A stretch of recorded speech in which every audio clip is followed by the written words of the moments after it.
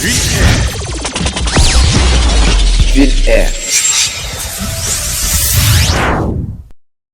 ko ardi fo caggal jettimi Allah julmen ala sallallahu alaihi wasallam mi salmini rendugo fof e ko min Mamadou Nourou Barro, coordonnateur donc collectif des producteurs pour la sauvegarde et des intérêts de la cuvette d'Haayre Laaw. Caɗele cuvette o ne heewi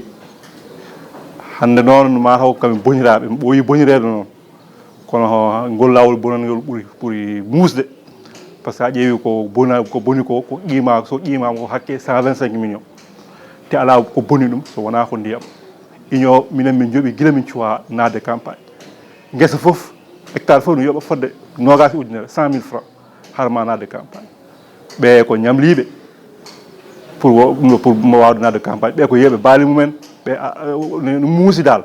eyyi caggal namen moni foof jooɓi union ne fonno tottuɗaɓe ndiyam ha campagne gasa fuɗɗo te campagne o no fuɗɗotode ko machine ngaji ɗi tan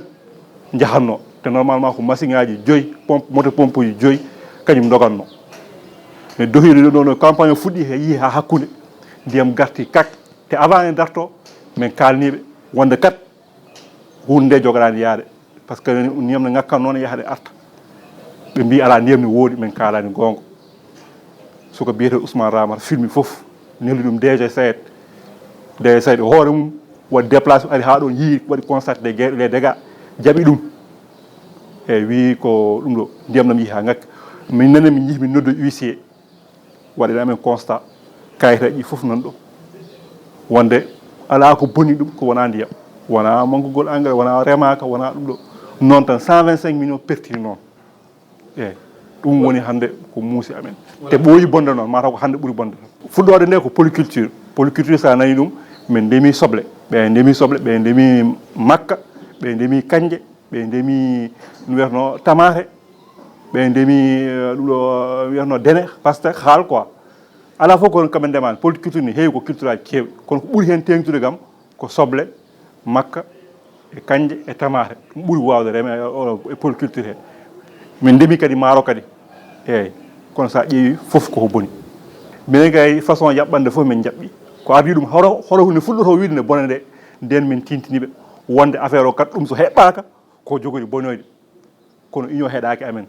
ɓe mbi ko ndiyam ne woodi ɓene mbiya min kalat tan wodani min pilmi foof min mbaɗi kono artata ɗum kamɓe ɓe mbi ko ndiyam nana ara comme normal ne Allah waɗata machine o paani foof darti caggal no ɗum waɗi noon min tawde min kalini union jaɓani ruttude men ha haalani ko wayi hen min deniri kalis amen min ƴetti syndicat pour yo waɗana men démarche min mbawa ruttede caggal no ɗum waɗi syndicat o noddi amen min kalde mum min kalani ɗum caɗele ɗe wi kañum joni ma noddu union haalnum no noddu union o haalniɓe ɓe mbi kamɓe joni après min ñangui ñalawma comme quoi min poti hawrude réunion min ƴeewa holno min mbaɗa feere haɓe dutta amen nomin kawruno toon min kaali bon min ƴiimi quand même mi ardi foof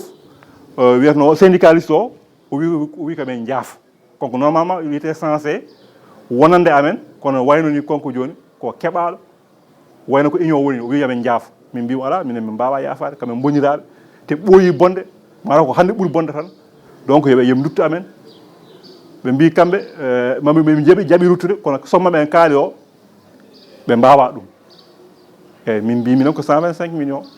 ko ɗum min bonira ko ɗum min ƴiimi ko ɗum min bonira yoɓe dutta men ɗum ɗon a wi kay aɗa yi jaɓi ruttude kay ma haal kam ko mbawɗa yobde kono ɓe jaɓani ɓe mbi kamɓe hankkadi réunion o tata gasir ko queue de poisson ɓe mbi kamɓe ɓe joɓani ni ɓe mbini hay goto boniraka foof caggal ɗum ɗon ne waɗi noon min noddi min tawde Sayed kañum woni normalement kañum foti wadde amen foti wadde amen appuyé kañum foti wadde ɗum ɗo min namdi arbitrage Sayed kañum ne wi ko ɗo union o jagguila ko ɗon jaggi donc manam minen kam min mbaɗi démarche caggal ɗum kadi min porti plainte au niveau de la justice pour yamen mbawa ruttede ha joni c'est en cours de justice ha joni min cuwa dal hebde kamen jinno ko dal te kadi ɓe mbiyatno ko bonani hikka manam joni hikka kam hay campagne yahaka Allah e guese ɗe bonde kamɓe koye mabɓe kaɓe ɗum ɗo te ɗum rutti kadi sinon ko hanno ko bona non seulement bonnana men bonirama kadi yaani mauvaise gestion ça fait plus de 10 ans hande sa ƴeewi union o eɓe jogui fodde ɗum ɗo dette 150 millions plus de 150 millions hande hay banque goto jaɓata ñamlude parce que kay waɗaɓe fichier joni ko privé goto ɓe gaddi on waɗata financé ko daba muula dal mauvaise gestion routiniɓe o ɓooyani ni ko ganduɗa konko président union o nawanoma en justice comme quoi problème escroquerie o waɗama jugé ko c'est un repris de justice koma Allah yi bandiraɓe ndendini joɓanimo no fuɗɗi yaltude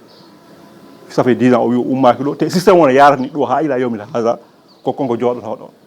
eyyi donc ɗum noon minen noon min jiiɗi hankkadi ko bonana min tampi bonirede dal so ɗum so nattani a ƴeewi kadi ko guese ɗe wona tan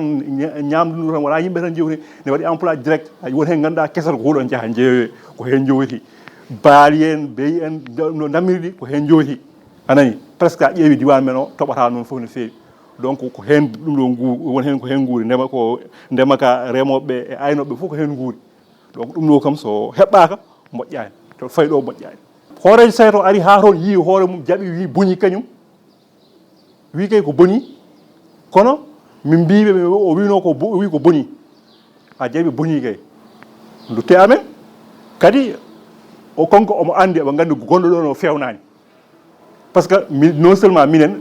min bindinoɓe kode lettre ganduɗa won machine aji ɗi ganduɗa ko remoɓe dokkono ɗum union yeeyi ɗum te machine o koye ɗum ɗo wonno koye sayto wonno tene watte démonté nde pièce par pièce que devant la SAID, donc la SAID il est au courant. On peut dire que son déjà moko déjà peut-être tinanino. Bon, hay so tinanino kam min bindi dum lettre min gandi dum tini kono ha joni hay dara wala ka hen. Bindi lettre werno ministre de l'agriculture. Min badi manifestation kabbe bodeje men kabbe dum do morsuji amen rouge men kaali ko dum do bonanda amen wonde minen hanka diwti amen juude. Normalement ko SAID kipuno amen. Men kalni SAID wala hay dara. Union kam joni ko do joni do wala hay dara. Joni non minen kam hankadi min ñaagui tan ko président de la République kañum ɗum ɗo sa ƴeewi point focal ɗum ɗo plan émergent ko agriculture te hande diwan amen on ko agriculture kañum wuuri sa ƴeewi hande hewɓe hen ngala salaire uji sa ƴeewi minen jeunesse o hande min j'ai un bac plus 5 anani mais wawno wiide mi remata kam ɗamin pour min je croyais o ɗum no wiyatno à la vision du président comme quoi que retour à la terre ko Maroc gonnomi gartumi mbimi yami rem mais malheureusement ko jimi ɗo ko fayani won ɗum waɗani encouragé ɗum ɗo minen min calaki remde minen kam yiɗɓe remde min jiiɗi ko yamen balle men ndema min namdaki goɗɗum eyyi min cohlani union min cohlani poste union min cohlani hen hay dara minen min jiiɗi tan ko yamen balle guese ɗe jaara yeeso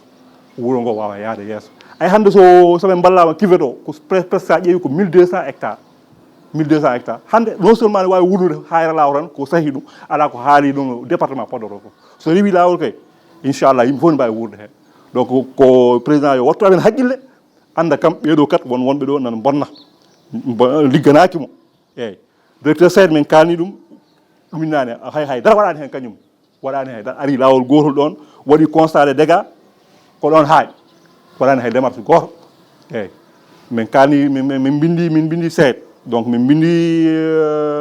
ministre de l'agriculture joni kam ko président tan heddinami ko ɗon tan min ɗamini jogui ɗamina amin cikki kam maaro hankkadi mo tawde min dillini min kaali min goyti ɗum poti woyrade so bone mbaɗi kam hoto mbiɓe tinani par ce que hande y a un conflit latent mo ganduɗa nan ɗon yimɓe nen donki mbawi habde hen ni par ce que hande yimɓe ils sont très déterminés comme quoi hankkadi ko wonno ko yo wontu hankkadi kamɓe mbawa yaha tan chaque campagne tan aɗa jaaha e perte nafanno koye oɗo campagne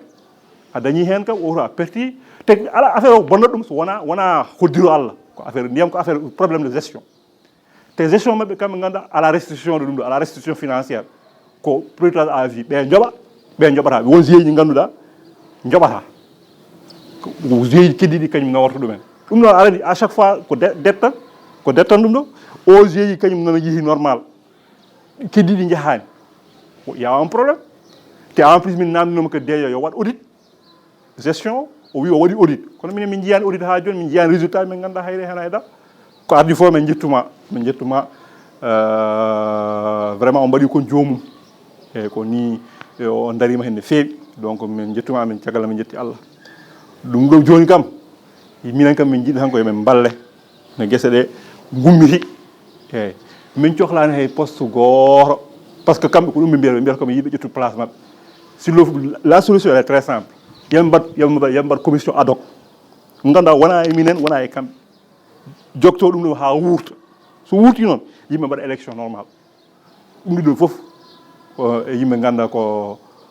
kañum Allah lammini so oɗo ittama ɗo so jomum yihi so jomum fewnani kat tan rewne ɗo goɗɗo o rewna ɗo hankkadi wawa yaade lawol par ce que ɗeɗo guese ko hen ɗamin yimɓe hen ne keewi a ƴeewa mo ganduɗa yimɓe mo ganduɗa ngala haydara so wona ɗamini ko wona ɗaminaki so wona e guese ɗe joɗade fodde 1 an kam guese jaaha campagne aɗa andi hewɓe hande presque la famille guette ɗum ɗo Haayre Laaw quoi vraiment min ñaagui président de la république une dernière fois yo aro heɓɓito amen o heɓɓito guese amen ɗe minen ko ɗum min jakori eyyi minen min calaki liggade eyyi tawde konko hande o wi il est là pour la jeunesse te la jeunesse hande jeunesse Haayre Laaw ko ndema kañɓe fof mi jiiɗi nadde ndema kono koɓe jii ko ɗum ni nanimi dal wiyatno waɗanimi rassuré dal eyyi ɗum noon yo président wallu amen ara heɓɓito guese amen ɗe hankkadi ko ke makko tan min jakori par ce que caggal nam démarche fof min mbaɗi kamen ponno wadde fof min mbaɗi hankkadi ko konko tan heddi hen WINNDERE